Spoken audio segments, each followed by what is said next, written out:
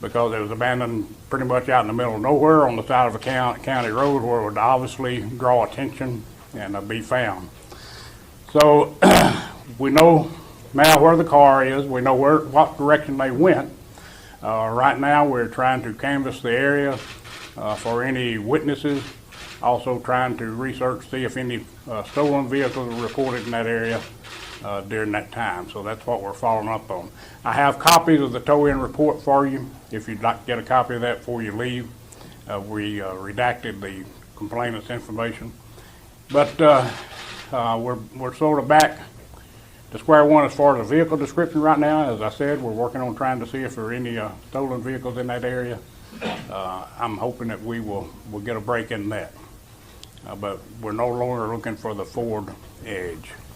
I also have with me our district attorney, Chris Conley, and he has an update for you on the reward information. Thank you, Sheriff. After talking with the sheriff, I contacted the governor's office this morning and submitted a written request for her to give us the maximum reward possible under state law, which that's $5,000 per person. I submitted a written request, and within 1 hour of getting that request, she just provided me with the proclamation approving that maximum request for the award. And she states that the circumstances surrounding this event indicate that every effort should be made to apprehend and arrest Vicky White and Casey White. So we thank the governor's office for their prompt response and are certainly hopeful that this may encourage or incentivize someone to come forward. So thank you. Thank you.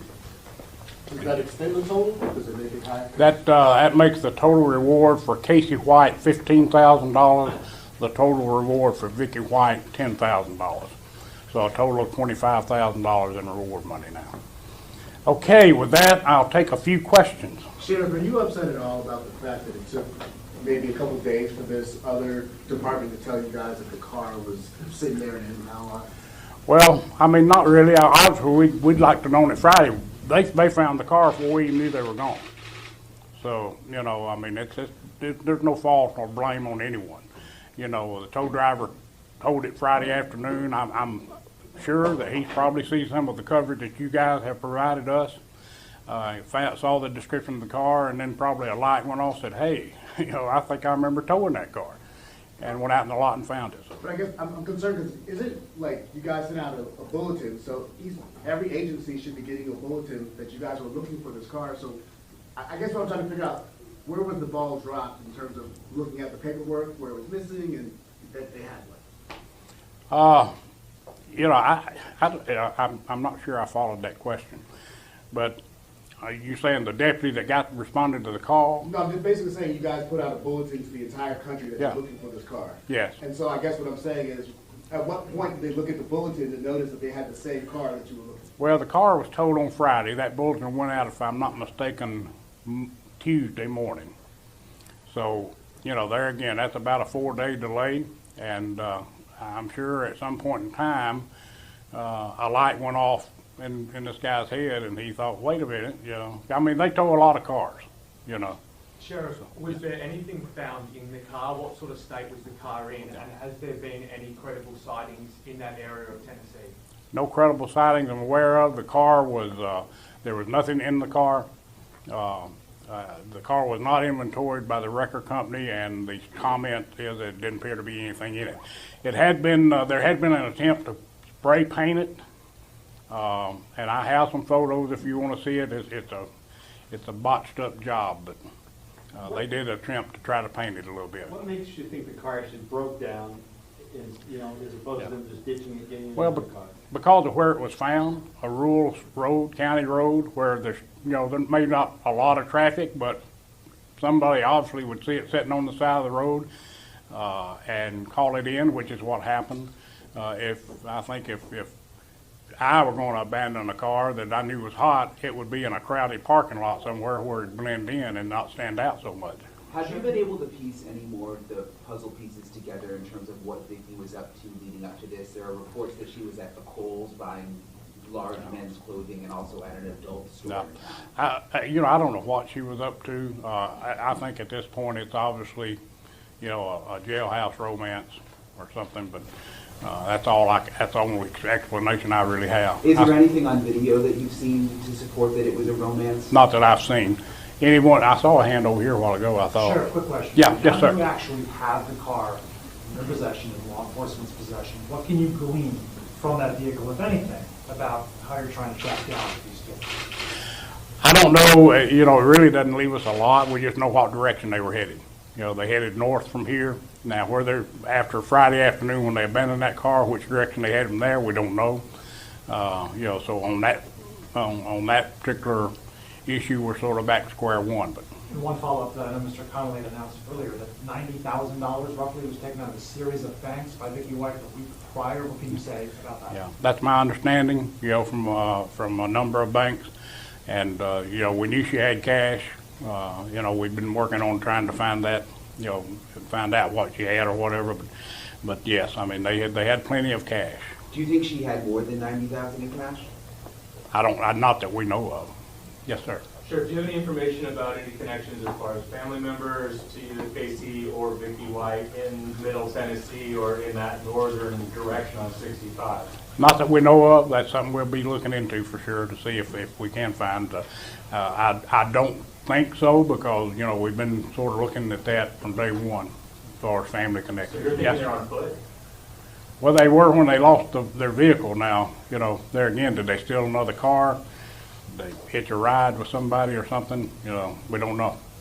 That's my question. I was gonna say, have you had any indication how they left that remote area? Yeah. Let's move on from that. No, sir, we don't know right now. Okay, thank you. Rick, how far off of 65 was the car left? It looked like, I don't know, I haven't been to the scene. Looking at the map, it looked like maybe 2 or 3 miles east of 65, due east of Spring Hill, Tennessee. So, you know, it's hard to tell for sure. But obviously, they're taking the back roads. On our last report, we heard that they had potentially had AR-15, a shotgun, and some other weapons. Do you think that they might have taken those weapons with them or still armed? I think anything they had in the car with them, they obviously took with them because there was nothing in the car. Those are weapons that Vicky White owned personally. We're assuming that they have those weapons with them.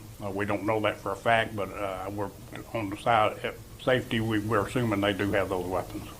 I guess we all assume that you guys are canvassing, or someone's canvassing that area right now. Any homes nearby to where the car was dropped off? Any structures that we should know? It's a sparsely populated area, but deputy marshals and other agents have been there all morning canvassing, trying to see if there were any witnesses that saw anything that might give us some lead. Sure. At this point, is there any information to believe that anyone else, law enforcement or other in the community, that were involved with either the escape or assisting them once the escape was successful? There's no indication I'm aware of that anyone else was involved other than Vicky White and Casey White. Sheriff, have there been any other credible sightings? I know you were asked about that area in Tennessee. Has there been any other credible sightings of these two? None credible. You know, the last text we received on our Facebook or our message board was that they were seen on I-5 headed north in Oregon in that orange car. So Sheriff, that was this afternoon or this morning. sorry, cutting you off. You've been in law enforcement for many years. What is your gut telling you about this whole situation? My gut is telling me that they're obviously on the run, and you know that they're probably right now. You know, I think the fact that they abandoned this car so quick and where they abandoned it, I think it threw them a curve. I don't think they planned for that, and I think they you know were grasping at straws. Now that's been a week ago today that this happened, almost to the hour. Matter of fact, 2 o'clock. That car was towed at 2:37. It was reported at 10 minutes till 2, which it's 2:08 right now. So, you know, basically 7 days ago to the minute, they had this problem. And so I think it threw them a curve, but they've obviously had plenty of time to recover from that. So they probably settled back down into some sort of routine. To follow up on a question earlier about whether or not someone could potentially help them, how else would they have gotten out of this rural, sparse area? If the car breaks down and they leave it aside, what are the possible avenues of transportation Well, out? obviously, you know, they could have walked or someone could have picked them up. I mean, that's really about the only two options. we're hoping maybe they walked somewhere and then stole a vehicle. So, you know, as we speak, they're working on researching to see if any vehicles were reported stolen in that area. They might have gotten a ride somewhere because remember at this time there'd been no information put out. We wasn't even aware they were missing. So, you know, if somebody saw them walking down the road, they might have just picked them up. Sheriff, are you still concerned for Ms. Lloyd's safety? I am. I'll be concerned for her safety until we know she's safe. This guy is, you know, he's volatile. I mean, anything could set him off, and you know, at any time he could just lose it and decide she's a hindrance to him, and you know, harm her. So, Sheriff, some people we've spoken to have called Vicki smart and calculated. I mean, do you think that she's sort of one step ahead of law enforcement right now and has all of this planned out? I think that her knowledge of corrections and her knowledge of the procedures that we use here in the sheriff's office on transport most definitely played to her advantage. I think this was a very well thought out plan, and you know, so and her knowledge is you know, sort of put us what's the word I'm looking for? You know, we're sort of at a loss as to, you know, but she definitely, I mean, it's a very calculated plan. Sheriff, during your investigation, have you done any search warrants at either the home that Vicki White used to own or her mother's home? And is that why you have these missing firearms? Is that how you kind of know that information? I don't know. I would not be surprised if they hadn't done search warrants. I'm not aware that for a fact that they did, but I know they followed every lead, so I haven't asked them about that, and they hadn't informed me yet. Sheriff, what about the fact that Vicki's wife might be using different aliases to escape? We know she used aliases, and you know, we're following up on that as well. She used the alias to purchase the car, so you know, we know she has used those aliases. That was another piece of information that was inadvertently let out earlier this week. So I'm assuming she's probably ditched those aliases and probably got some new identities now. Yes, sir. So you've met obviously Vicki White in the past.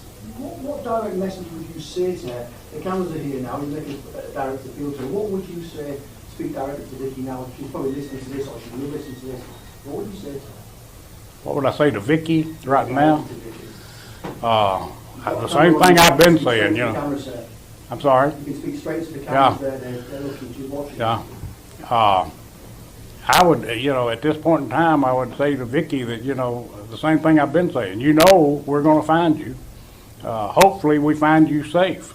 If you're safe right now, still safe, get out while you can and turn yourself in to local authorities, wherever you're at. So, yes, ma'am. Were we aware of any other surveillance video either here or in Tennessee that was maybe spotted them at all? Their car or themselves in the store? All right, video about the car No, themselves. any additional surveillance video that we haven't talked about that has maybe spotted them either here or in Tennessee? Are we aware of? I know, and someone asked earlier about the hotel she stayed in Thursday night. We did. I followed up to see if we had video of that. The investigators actually went out and viewed the video. We do not have copies of that video, but we do know that she was spotted on video at the Quality Inn directly behind Logan's. And I know that's been the case in a couple other cases where they viewed the video. We don't actually have copies. All right, yes. Just want a quick follow-up question regarding the aliases. Do you know if she used those aliases for her communication with Casey White while he was in prison? I don't know that. I'm not sure. Couple more questions.